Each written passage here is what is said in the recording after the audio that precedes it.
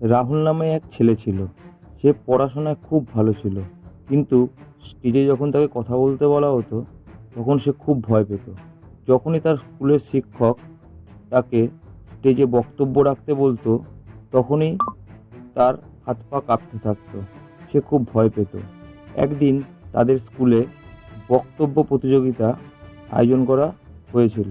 স্কুলের শিক্ষক রাহুলকে না বলেই তার নাম দিয়ে দিয়েছিল।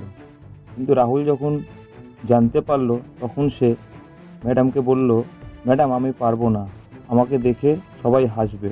তখন ম্যাডাম একটু হেসে তাকে বললেন, তুমি যদি ভয়কে এরকমভাবে ভয় পেয়ে পালিয়ে যাও তাহলে ভয় তোমাকে সব কিছুতে এরকম বাধা দেবে। এই ভয়কে জয় করতে শেখো। এই কথাটা রাহুলের মনে গেঁথে গেল। সে সেদিনকে বাড়ি গিয়ে রাত্রিবেলা আয়নার সামনে এই স্টেজে বক্তব্য দেওয়া প্র্যাকটিস করতে থাকতো। সে প্র্যাকটিস করার সময় অনেকবার তার ভুল হচ্ছিল, করছিল আবার ভুল হচ্ছিল, কিন্তু তবু সে হার মানেনি।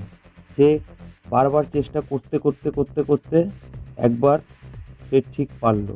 যথারীতি তাদের স্কুলে পরের দিন বক্তৃতা প্রতিযোগিতা ছিল। সে স্কুলে আসলো।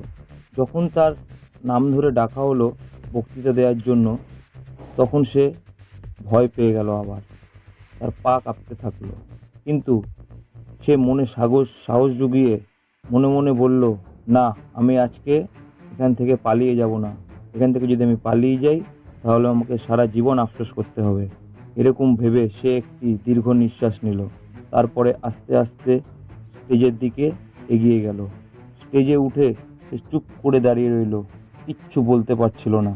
কিন্তু কিছুক্ষণ পর সাহস করে সে বলা শুরু করলো। প্রথম প্রথম বলতে গিয়ে তার কথা আটকে যাচ্ছিল, কিন্তু সে মনে সাহস এনে তার কথাগুলি বলতে লাগলো এবং সে সুন্দরভাবে তার বক্তব্য শেষ করলো। তার বক্তব্য শুনে প্রত্যেকে হাততালি দিল। সেই হাততালি শুনে তার চোখে আনন্দের জল চলে আসলো। সে বুঝতে পারল এই ভয় আসলে কিছুই না, এই ভয় হচ্ছে শুধু মনের একটা খেলা।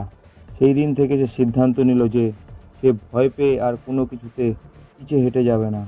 আজ থেকে সে সমস্ত ভয়ের মোকাবেলা করবে। এইভাবেই রাহুল তার ভয়কে জয় করেছিল।